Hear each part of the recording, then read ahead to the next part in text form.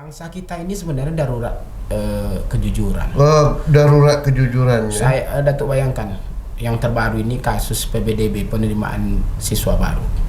Tipu-tipunya kan luar biasa. Bulan kami berpolitik nampaknya sekarang ini ada 5 rukunnya.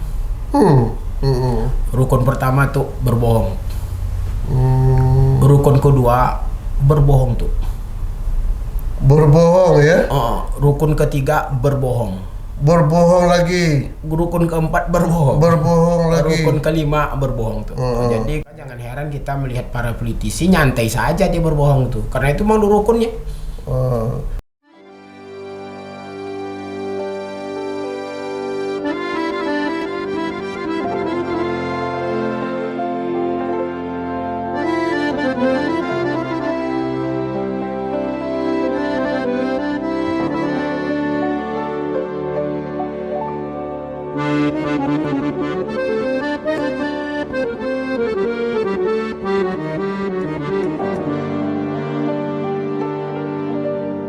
Assalamualaikum warahmatullahi wabarakatuh. Waalaikumsalam warahmatullahi wabarakatuh. Cincin, tuan-tuan, perempuan sekalian, Alhamdulillah Rabbil Alamin. Wassalatu wassalamu ala asrafil anbiya wal mursalin wa ala alihi washabbihi ajma'in. Pagi hari ini ketemu lagi kita dengan Tuk Wan Channel yang sangat cerdas, memberikan informasi, memberikan pencerahan, memberikan hal-hal yang berkembang dalam kehidupan kita sehari-hari. Jadi tuan-tuan dan puan-puan, ada kerisauan, ya mungkin bukan saya saja ya, semua mungkin tokoh dari kalangan ulama kita, ustaz kita, mungkin dari tokoh masyarakat. Ada masalah krisis yang kita hadapi pada hari ini, yaitu krisis moral. Krisis moral, apakah ditinjau dari segi kejujuran sekarang ini, di segi etika sekarang ini, apalagi dalam agama kita akhlak. Ini sekarang sangat langka ini dalam perilaku manusia pada hari ini, khususnya di kalangan bangsa kita. Kita lihatlah perilaku-perilaku yang terjadi dalam pergaulan, perilaku dalam ekonomi, sosial, apalagi politik, cincin tuan-tuan. Segi politik, Masya Allah, kejujuran dah langka sekali. Etika apalagi, yang pantas tak jadi pantas sekarang ni, yang tidak pantas menjadi pantas. Orang yang pintar tidak jadikan pantas, tidak menjadi prioritas sekarang ni. Tapi orang yang apa, yang banyak isi tasnya sekarang berlaku sekarang. Apalagi dalam sana kita pemilu kada, pemilihan kepala daerah. Sekarang ni yang penting partai politik itu memandang calon-calon gubernur, bupati itu sejauh mana kemampuan pembiayaan katanya lah, ya, dana yang diperlukan sekian puluhan miliar, dan itu dibuktikan sekali. Kota ada itu, ya, orangnya dipertimbangkan untuk maju, walaupun dia punya kualitas, kompetensinya, track recordnya teruji, apalagi moralnya, Masya Allah, luar biasa, menjadi panutan orang. Tapi itu sekarang tidak menjadi perhitungan utama. Perhitungan utama adalah masalah money, duit, sekali lagi duit. Sehingga apa yang terjadi, orang yang pintar, ya, orang yang layak itu tidak menjadi ukuran. Partai politik, beginilah perkembangan pada hari ini untuk dapat kita maklumi bersama. Tapi cincin tuan-tuan perempuan sekalian, saya tak perlu komentar panjang. Saya hari ini mengundang seorang tokoh kita, Ketua Majlis Ulama Kota Pekanbaru, yaitu Ustaz Al-Bizan. Nanti kalau nama salah, tolong saya betul kembali nanti, ya. Dan beliau ini saya nilai orang yang bisa memberikan suatu pencerahan kepada kita, kemana kita bawa umat ini ke depan. Cincin tuan-tuan perempuan, baiklah, saya undang Ustaz Akbarizan. Pak Akbarizan, Masya Allah, lupa saya Pak. Maklumlah pagi hari ini, bawa balik lagi beratun tadi Pak pagi ini. Alhamdulillah masih sehat. Jadi masih sehat insya Allah. Badan masih apa namanya, masih suara masih menggelegar. Masih menggelegar. Jadi kan kalau dia menyebut tu salah sebut. Jadi Akbar Rizan ini nama yang luar biasa nih. Jadi oleh karena itu saya undang Bapak saya Ketua Majelis Ulama Kota Pekanbaru. Kira-kira memberikan gambaran. Sebelum itu saya kenal Bapak dulu lah. Apa nama Akbar Rizan? Dulu dari mana Pak? Ini saya ingin tanya nih. Saya ini sebenarnya lahir itu Selat Panjang. Oh, Selat Panjang sekampung saya nih Pak. Masya Allah. Saya saudara gitu nih. Saya sekolah sampai kelas 1 SD di Selat Panjang. Kelas 1 sampai kelas Sepanjang ya? Dari lahir sampai kelas 1 SD Selat Panjang. Jadi Di SD? Ada SD kosong berapa tuh? Ya lupa saya nama angkanya. Tapi ada SD itu 4 dekat-dekat satu komplek papan. Jadi mungkin kalau ada yang hidup zaman itu atau satu kelas dengan saya tahun 77 ya atau 70. Oh 77. 77. Oh 77 saya dari sini Pak.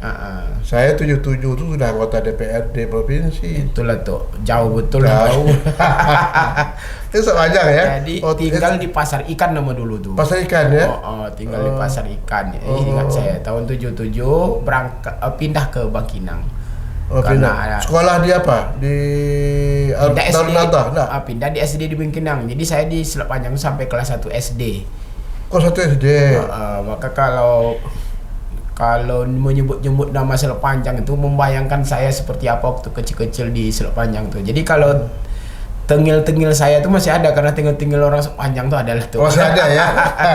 Orang laut lah kan. Budak Selat Panjang lah ya. Istilahnya budak-budak Selat Panjang tahu lah ya. Iya. Bengil-bengilnya. Degil-degilnya adalah degil-degil orang laut lah kan. Terus sampai kuliah tamat SD sekolah di Pondok Pesantren Darul Nahdha sampai tamat. Kemudian kuliah S1 di sini, kemudian S2 S3 di Yogyakarta. Jogja ya? Saya sempat kuliah di 2 tempat di Yogyakarta juga. Jogja. Di Yayan Sunan Kalijaga. UIN di Sunan Kalijaga S2. Dulu UIN itu apa masih belum Yayan atau sudah UIN itu? Hah? Sudah UIN waktu. Sudah UIN ya. Sudah UIN ya. Kemudian juga kuliah di UNY itu. Universitas Muhammadiyah. Bukan, Universitas Negeri Yogyakarta. IKIP-nya UGM dulu. Oh gitu ya. S3-nya di UIN Sunan Kalijaga. Jurusan?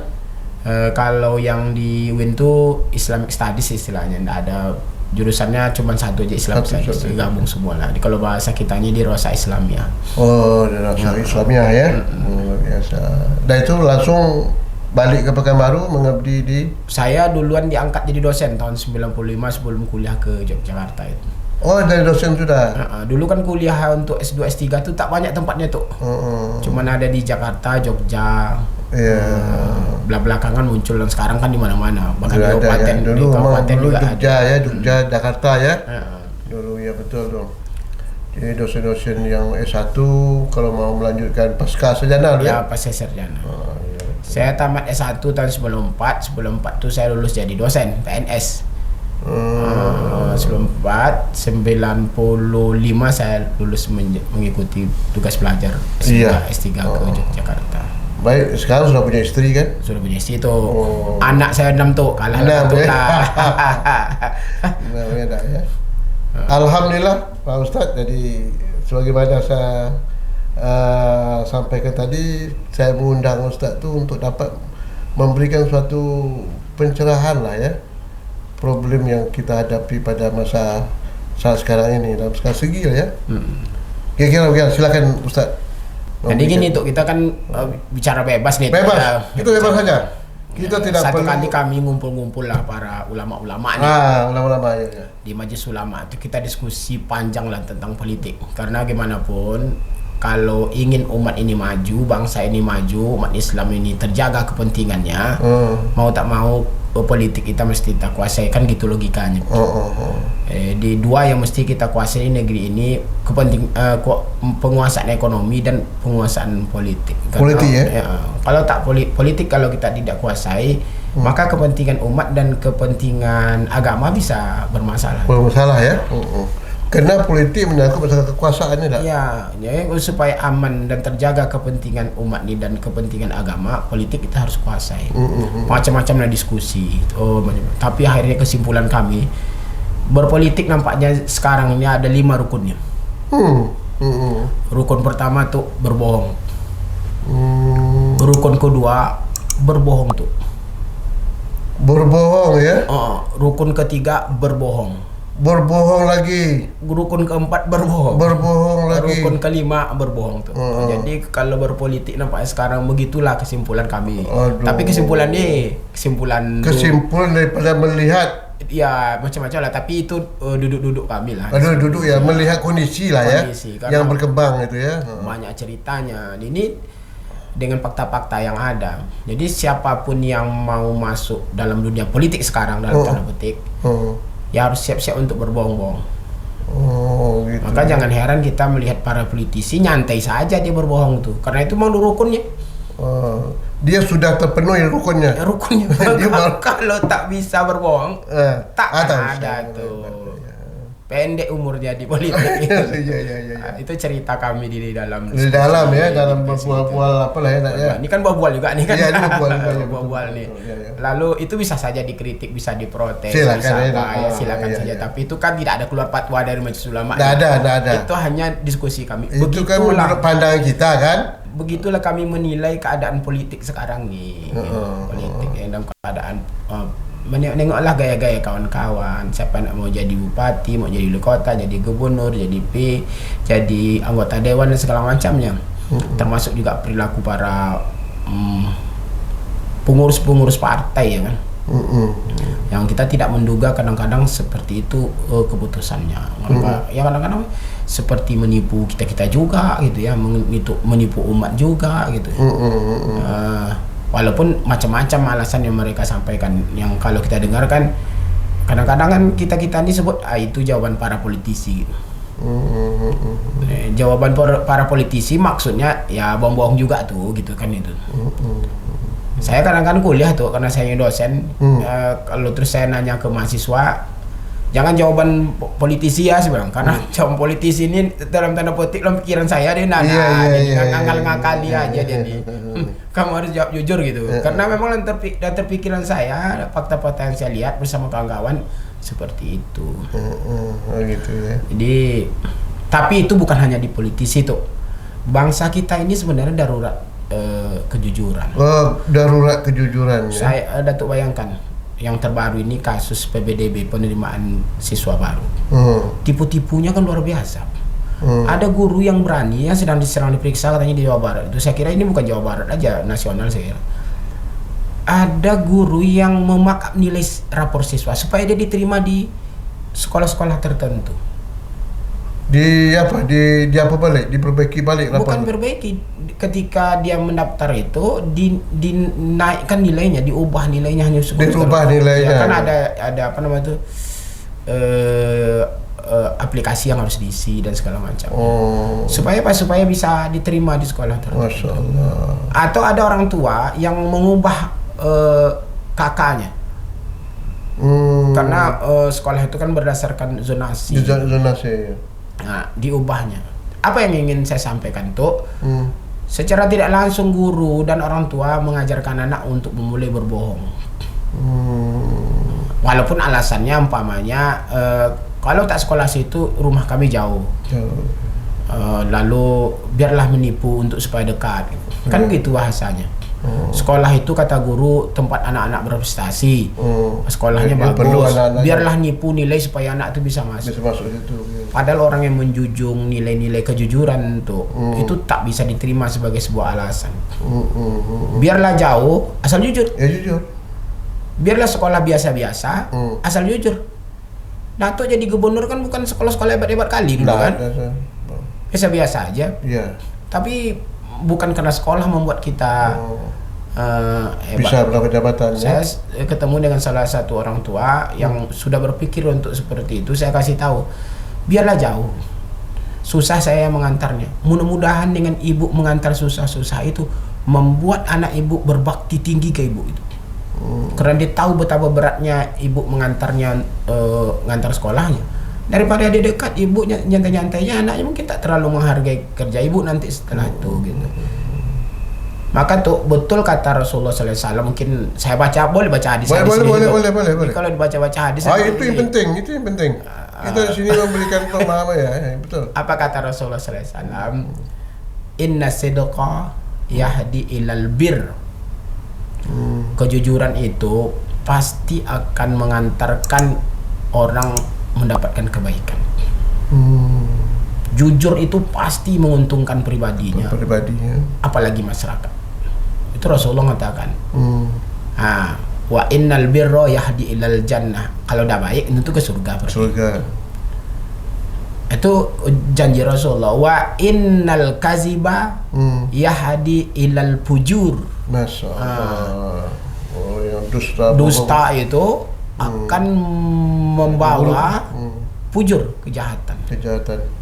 Nggak ada tuh jujur, kebohongan itu membawa kebaikan bagi. Nggak ada. Jadi kalau sekolah memulainya tidak jujur, lalu harap anak tuh sekolah yang tempat elit atau sekolah-sekolah yang berprestasi dimulai dengan ketidakjujuran, lalu dia nanti akan mendapatkan kebaikan di situ. Nggak ya? Nggak. Karena sudah diawali tak jujur ya.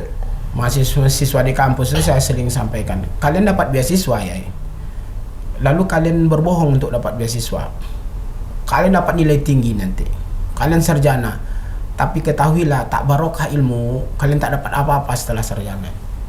Mencari pekerjaan kalian susah, orang tak menghargai kalian. Maka jujurlah dalam kuliah. Kalian dapat nilai tinggi dengan nipu, nyontek segala macam gitu, tak barokah. Maka jangan heran tuh ada sarjana pintar-pintar, nilainya tinggi-tinggi, tapi sengsara hidup. Tapi ada orang biasa-biasa saja. Ada berkah ya ilmunya ya. Tak menghormati gurunya, itu barokah dalam ilmu. Tidak menghormati dosennya, tak menghormati gurunya. Dia mendapatkan nilainya, sarjana dia peroleh dengan cara-cara curang. Negeri kita ini sebenarnya tuh negeri yang darurat kejujuran. Sekarang ketidakjujuran tuh di mana-mana. Sudah di mana-mana ya. Bukan saja menyangkut tadi itu, tapi dalam perilaku sehari-hari ya. Ini kira-kira menurut Pak Albrizan dari mana titik persoalan terjadi ini sebetulnya ini? Sekarang udah seperti rantai setan itu, lingkaran setan ya. Dia semuanya ada guru, apa kata tadi profesor tak jujur. Lalu mahasiswa jadi tak jujur. Mahasiswa nanti dia jadi pejabat, jadi pekerja, pedagang, mau bisnis segala macam juga tidak jujur lagi akibat semuanya. Itu ya. Payah memutusnya nih. Dan ini saya lihat ya, waktu saya masih kecil ya, saya kan tahun 50 lahir kan ya. Jadi tahun 55 itu masih ingat saya, tahun 70 apalagi ya. Kalau saya lihat tuh tokoh-tokoh kita dulu, apakah guru ya, maksud guru, pemimpin kita tuh ya, memang disegani dulu Pak. Kita merasa segan. Ada karisma benar-benar. Ada karisma. Karena betul kata Ustaz tadi itu, karena dia mengajar kita pada kejujuran. Ya. Nah, ini kan terjadi sekarang di negeri kita ini, ya, Indonesia lah, apalagi di Riau sekarang ya. Ini perkembangan ini terjadi setelah reformasi, Pak. Yang menjadi-jadi ini setelah reformasi.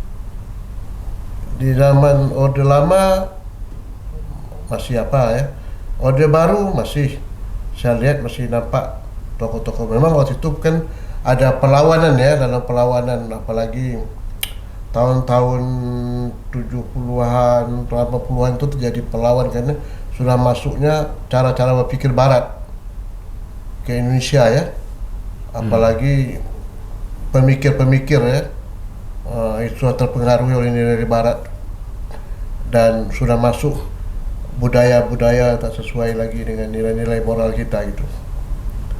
Tapi yang menjadi sekarang ini masuk itu adalah pada setelah reformasi. Itu saya sudah merasakan itu betul. Tadi katakan politik. Walaupun zaman Orde Baru politik ya memang sangat istilah itu oleh Pak Harto ya. Ditekan, artinya perkembangan politik tidak seperti sekarang.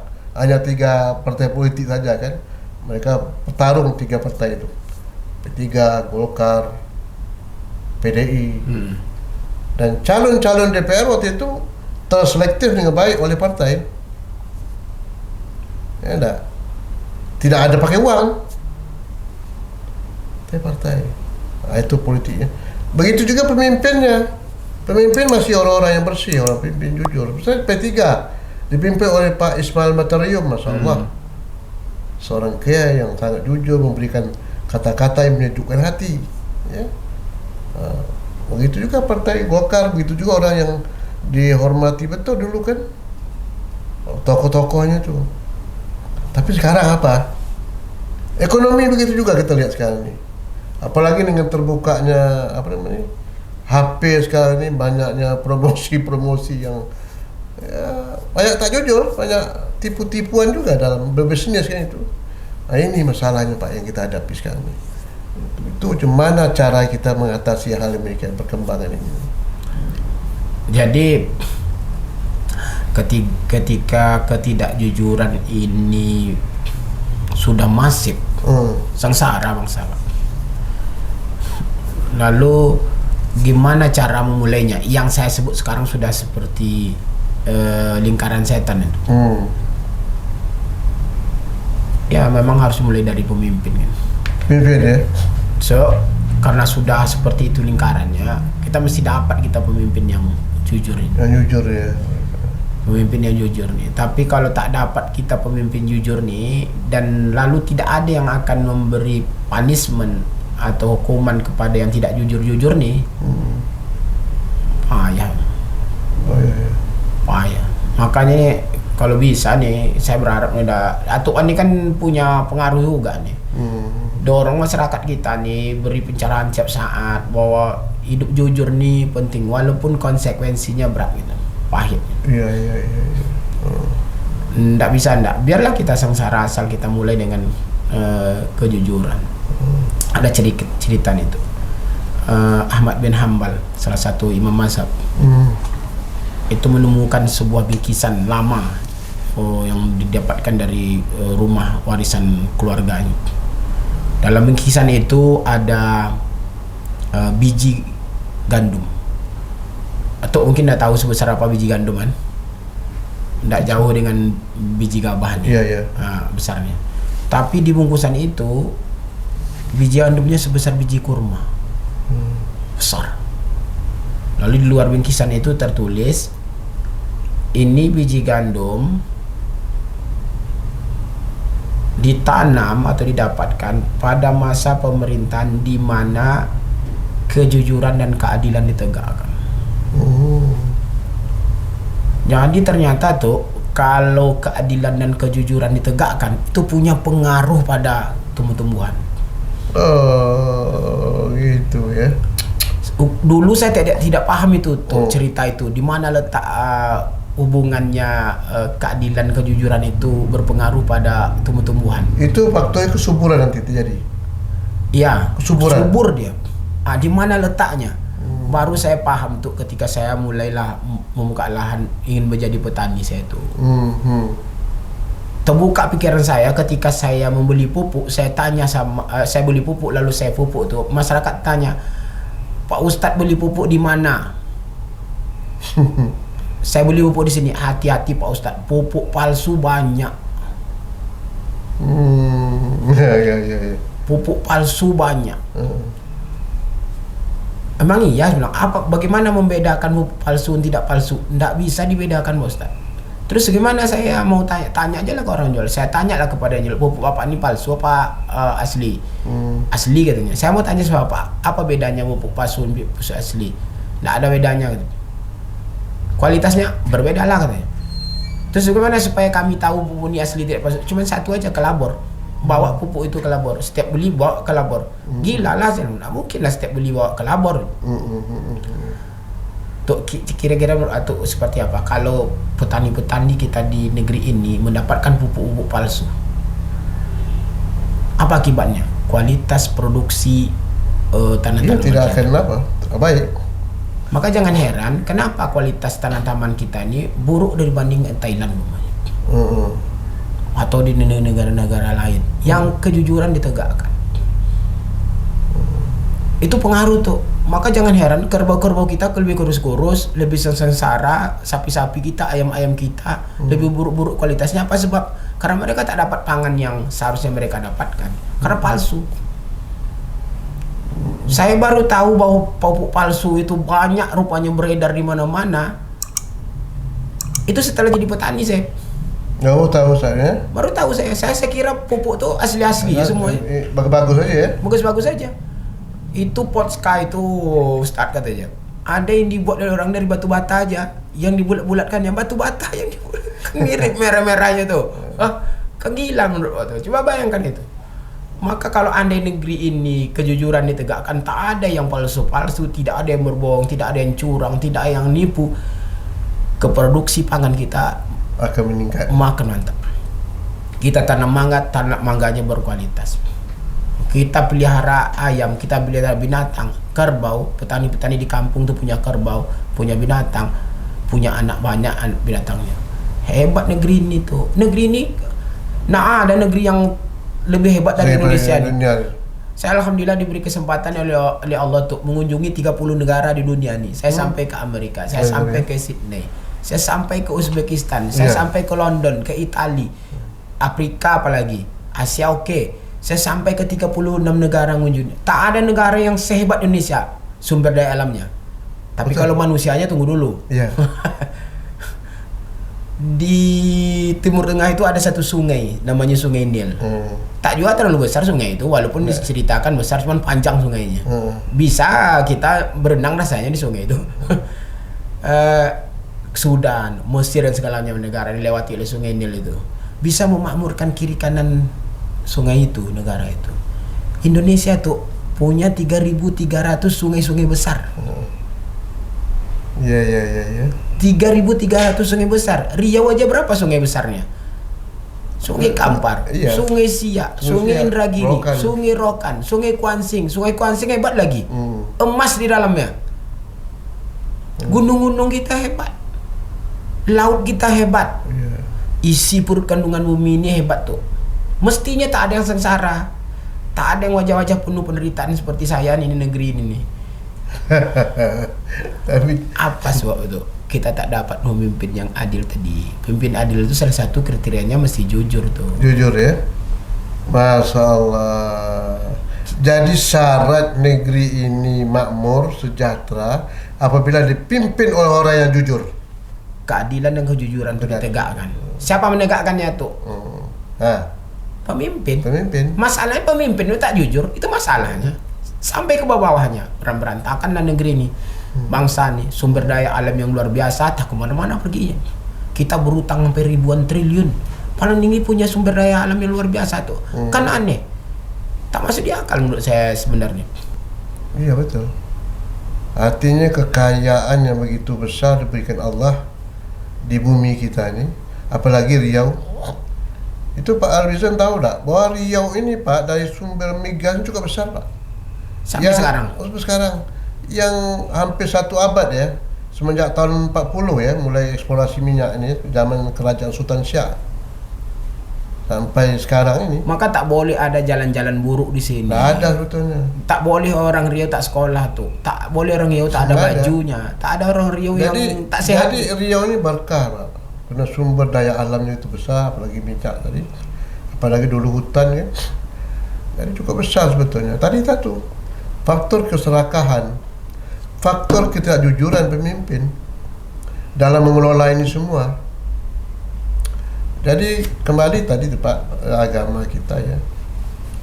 Mungkin disitulah kelebihan Rasulullah ya yang luar biasa ya, yang menjadi patokan dia diangkat oleh Allah menjadi Rasul ya. Pak. Iya. Al-Bizan ya. Karena sudah tertanam. Di awal-awal memang dikenal Al-Amin kan? Al-Amin ya. Jujur, tak pernah berbohong seumur hidup. Ada satu cerita lagi tuh nih. Kisahnya Umar bin Khattab.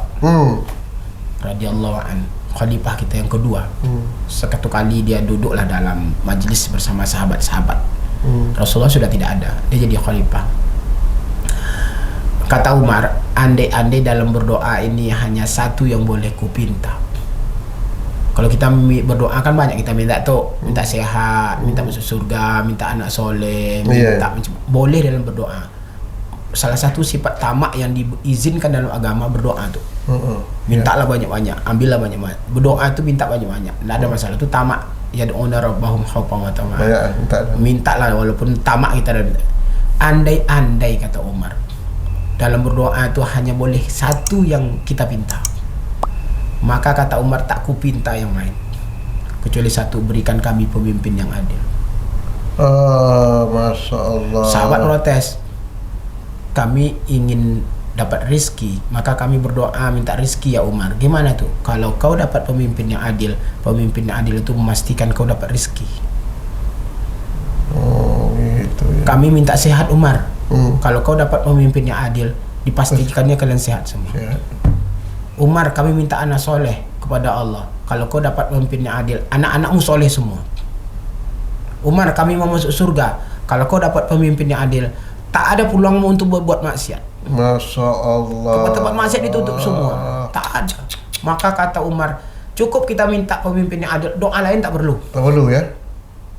Selesai dengan pemimpin yang adil tuh. Mafhum mukhalafahnya tuh, kalau dapat kita pemimpin cilako, cilako lah kita. Aku lagi gue dapat pemimpin celako. Serak lah tempat maksiat di mana-mana. Anak kita jadi begundal semua. Guru-guru kita penjahat semua, pedagang-pedagang kita penjahat semua. Selesai kita tuh. Karena tak ada contoh lagi. Karena keadilan kejujuran tidak ditegakkan, itu aja kuncinya. Iya, pemimpin terus saya contoh lagi. Ya itu tuh. Maka beratnya tugas satu nih. Berat nih. Memang berat. Oleh karena itu kita ke depan nih, apalagi pemilu kada sebentar dia memilih gubernur, bupati dia. Kalau tidak bisa lah kita melahirkan pemimpin yang adil, yang jujur tadi itu. Yang menegakkan keadilan tadi itu. Sengsara kita. Sengsara kita dia nih. Sengsara sampai anak cucu. Kalau Datuk oke lah selamat hidup Datuk kan. Enggak, bukan soal itunya. Anak cucu Datuk. Anak cucu ya. Kami ini apa lagi kan? Dan tanggung jawab kita Pak. Nanti di yaumil akhir kita bertanya. Itulah makanya. Itulah gunanya channel tuh. Ini kan menyampaikan dakwah kita pada masyarakat. Sadar. Ini luar biasa Pak Albian Cincik tuan-tuan buat pagi hari ini. Kita memberikan pencerahan. Kita ingat ya, perlu ya pemimpin yang adil, jujur. Kota itu kita pilih. Nah, sudahlah. Ustaz mengatakan tadi negeri kita akan celaka lah. Lanjut Ustaz, dari kio mana nih kesimpulan kita? Ini berkaitan juga dengan masalah pendidikan juga Ustaz ya. Pendidikan juga sekarang ini macam mana Ustaz? Dia kan kami ini kan alumni UNY, Universitas Negeri Jakarta itu kan IKIP itu. Banyak cerita kami tentang bagaimana membenahi pendidikan ini. Tapi sama seperti di rantai lingkaran setan juga. Guru tak berkualitas. Apa sebab guru tak berkualitas? Tunjangannya, kesejahteraannya tak memadai. Macam kak dia nak meningkatkan kualitasnya?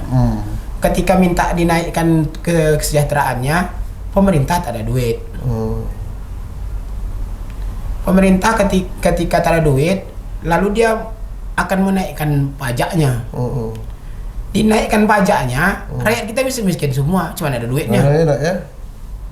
Masyarakatnya bodoh-bodoh, disuruh sekolahnya kayak gitu, jadi mutar-mutar gitu-gitu aja.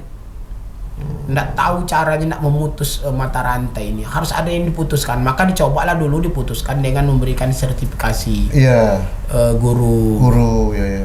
Supaya kesejahteraan guru itu meningkat. Tapi setelah dikasih sertifikasi guru nggak juga meningkat, rupanya nggak juga putus rantainya. Bercerai banyak karena banyak duitnya guru-guru perempuan tuh nggak perlu suaminya di maka meningkatlah kasus perceraian perempuan di guru-guru itu. Kalau dulu dia tuh patuh dia sama suaminya kan, sekarang enggak lagi karena dia ada banyak duitnya. Dapat duit dah. Dapatlah suami-suami yang meleset kan, cerai lah, wah susah deh punya duit katanya. Jadi panjang diskusi ini. Berputar ya, artinya macam lingkaran setan lah ya. Iya. Kesimpulannya. Tapi ini adakah kena faktor materi ya? Jadi ya itu juga. Faktor materi ini sangat hidup hedonistik ya. Ingin bermewah, hidup apa kan? Ini kan kondisi dunia juga kayak gini kan. Ini ada tanda-tanda mau kiamat lah kan. Oh, itu ciri-ciri dunia mau kiamat tuh gitu saya. Diberikan kemewahan ya. Materialistiknya kan luar biasa. Anak-anak kita ini pun juga begitu kan, terbayang dia seperti apa susahnya kadang-kadang orang tuanya. Oh itu ya. Ini memang Allah sudah ciptakan semuanya Pak ya, apa yang terjadi pada hari ini dan mungkin yang akan datang lebih parah lagi merupakan ujian ya. Pak Ya. Abizan, Ya. ujian ya. Jadi untuk mengatasi ini, bagaimana kita berbuat nih mengatasi saja ujian Allah ini kepada kita yang terjadi pada hari ini? Sekurangnya berdoalah kepada Allah, supaya dapat pemimpin yang adil. Itu kalau kuncinya. tak ada usaha yang bisa dilakukan, ya kan, berdoalah. Kalau bisa, ya ketika pilih pemimpin yang Pokoknya adil. pemimpin itu harus adil. Ya. Itu yang penting sekarang ya. Supaya kejujuran dan keadilan itu bisa Bisa ditegak. terlaksana dan terwujud. Ya, kalau tak dapat itu, berdoalah gitu kan. Mudah-mudahan mati pemimpin itu ganti. Tapi pemimpin Ustaz baru. Al-Bizan menilai Riau ini kan masih ada pemimpin yang adil Pak ya, bisa ya. Itu saya ragu tuh. Ada. Insya Allah ada. Ada ya. Apalagi ke depan ini kita harus perlu juga antara pemimpin itu dengan rakyat itu bersatu ya. Ya. Bersatu. Apalagi pemimpin ini diimbangi dengan ulama pula yang luar biasa ya. Ya. Jadi menjadi pemimpin ulama jadinya daerah kita ini kan ya. Ya. Jadi perlu juga kan. Ya. Sebab dulu memang sultan-sultan dulu memang berkaitan. Kalau khalifah itu dia sebagai, di samping dia sebagai pemimpin politik, dia juga sebagai pemimpin agama. Agama ya. Dia yang jadi imamnya, imam sholatnya juga. Sehingga semua perkara itu diselesaikannya bukan dengan memakai teori-teori dunianya, tapi dia pakai juga dengan landasan-landasan agama. Harapan kita begitu. Lahir pemimpin yang semua kebijakannya apa yang dilakukannya memastikan kepentingan umat dan agama ini, bangsa ini. Itu namanya. Jadi tidak hanya sekedar pembangunan yang bersifat fisik aja ya. Satu kali saya dulu awal-awal Presiden Jokowi jadi calon presiden, diajak oleh orang berunding dan dia meyakinkan saya untuk mendukung Jokowi. Macam-macam lah dia cerita. Periode kedua dia cerita lagi, Jokowi itu berhasil membangun ini fisik. Banyak cerita fisik. Terus saya sampaikan, kami para ulama tak peduli kami fisik. Fisik itu selesai sebentar Pak. Sebentar bangun. Mohon maaf lah, umpama lah jadi gempa bencana selesai semua. Selesai habis.